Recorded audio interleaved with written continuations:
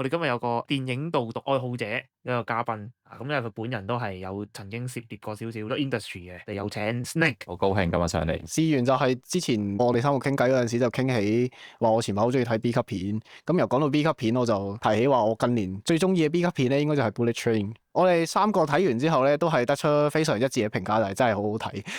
但係你使唔使講話點解你無端端會走去積呢條筋啊？我要睇 B 級片啊咁樣咧？其實一開始對 B 級片係好排斥嘅，即係覺得啲商業片全部都好似嗰個 Fast and Furious 咁樣㗎啦，全部都係冇乜劇情，然後淨係識講 family 啊，睇下動作咁，然後特技咁樣就冇。因為睇得太多劇情，即係好想有啲嘢放鬆下，咁然後我就求其去揾咗幾套 B 級片啦。咁 Bullet Train 我係排比較前面嘅，因為佢主要係評價都係相對嚟講比較好。一路開就一路祈禱佢唔係 Fast and Furious 嗰種。喂，唔係喎，佢有 family 喎。同埋我想你睇過個預告，其實有陣咁嘅味喎，即係你居然駁佢咁樣。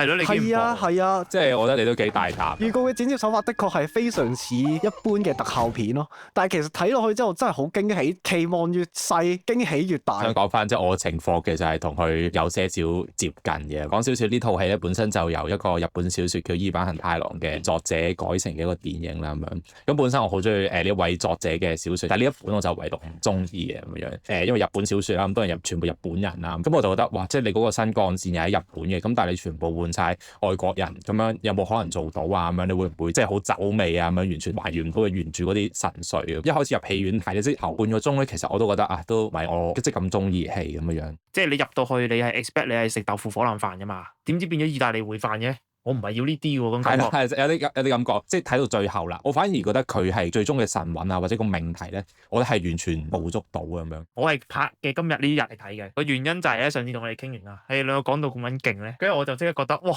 必須要睇啊！我同你又調轉啦，因為你已經整到個 expectation 好高啦，咁所以我就抱住一個 OK，我嚟係睇你有咩咁勁嘅，所以我頭嗰15分鐘我其實睇唔到勁嗰啲位咯。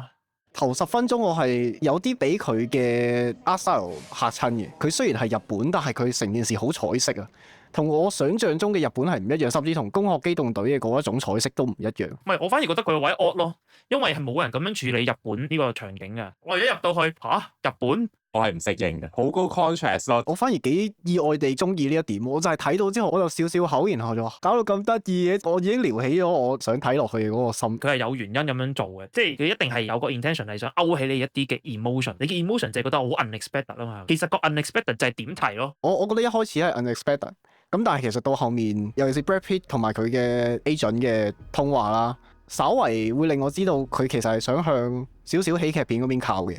即係佢呢個顏色其實就係會令人容易啲聯想係一個喜劇風格多啲嘅影像，因為其實嚴格嚟講佢好荒謬㗎嘛，有啲嘢，或者即係你覺得咁樣都得啊，嗰啲動作咁樣即係跌咗支針就咁又插翻入去咁樣，或者嗰啲水啊飛嚟飛去，即係好多人唔明白嗰啲戲點樣係尷尬，點樣唔尷尬，有時其實唔係在乎於嗰個劇情嘅，即係其實嗰啲嘢喺香港拍或者其他啲人拍，其實都會覺得好核突好難睇咁樣，咁但係佢就喺個顏色啊，喺一個攝影嘅一啲細節下咧，就會令你覺得即係呢啲事就算好荒誕啊，都好容易接受。即係我覺得呢啲係啲好微妙嘅 timing 或者配合，令到觀眾好容易接受嗰啲比較誇張嘅嘢咯咁樣。佢個面係喜劇嚟咯，但係其實我又覺得佢個 core 你 depth 啲，我又覺得佢其實唔算係好喜劇。喜劇個皮咯，就係自己對話啦，即係你會覺得嗰種喜劇式嗰種咧。明明做緊啲好認真嘢，但係好 casual 啊，攝啲爛 gag 入去啊，呢啲咁樣嘅處理手法咧，所有嘅 pace 咁樣加埋就喜劇 feel 咯。可能去到中段之後，了解到其實佢唔係嘅。我覺得佢呢套嘢真係太完整啦。即係通常如果你要睇一套電影，你總會有啲嘢可以挑剔嘅。Bullet Train 我挑剔唔到啦。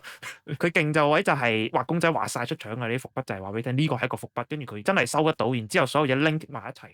跟住你以為啲伏筆完嘅咩？唔係啊，你以為只係一個意外，你真係以為一個意外。但係其實唔係咯，佢整到成件事好似係唔合理，但係其實全部嘢都好合理。呢個係最勁啊！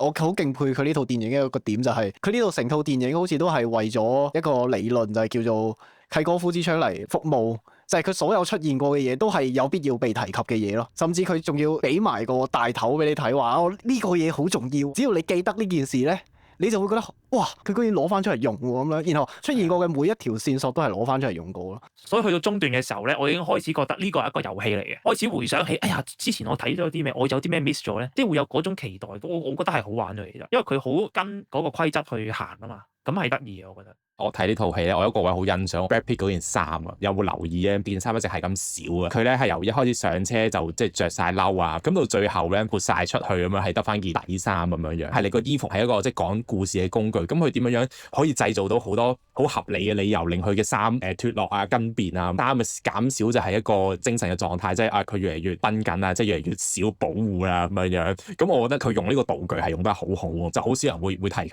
好好喎呢個觀點，勁喎！佢果然係拍電影嘅。不過對於故事上佢做得好好嘅位，登場係有好多個人物嘅，佢所有嘅人物咧，佢都有幫你解釋翻佢點解會嚟呢度，同埋解釋翻佢嘅動機。然後佢解釋嘅呢一個場景咧，其實係插敘，睇到一半突然之間插咗一段劇情入去。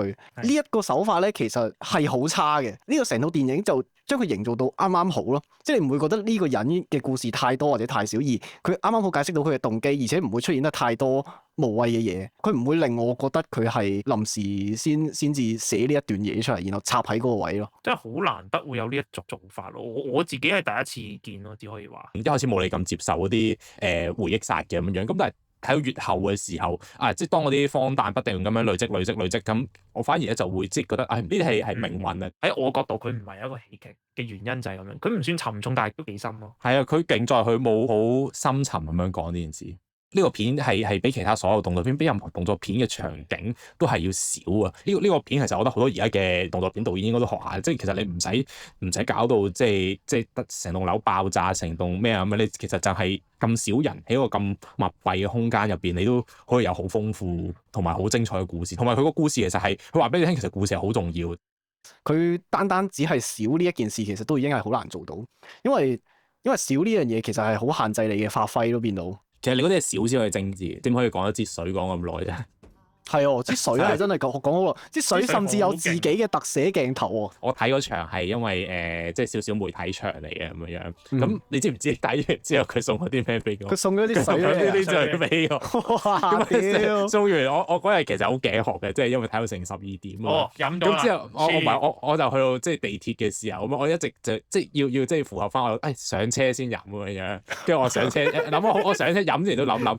佢會唔會致敬埋即係入面有嘢㗎咁樣？咁係冇事嘅。睇下開咗未先，check 下嗰條紅線開咗未先。係啊，未開嘅咁啊，我就上車先有。我覺得哇，即係當時做呢一個即係宣傳，我覺得真係好。係啦，總結一句啦，呢個就係 Bullet Train 嘅3個人嘅觀後感啦，算係。今日都獲益良多啊！好彩有 Snake，即係多咗好多角度咯。咁就係咁先咯。大家有咩戲想聽想知都可以講下咪。咁是撚蛋啦，bye。OK，呢個就係 Bullet Train 嘅處理方法咯，就係咁咯。好，咁我就淨係剪你最後呢句。唔好講太多啦。下次再見啦，咁。下次好，拜拜。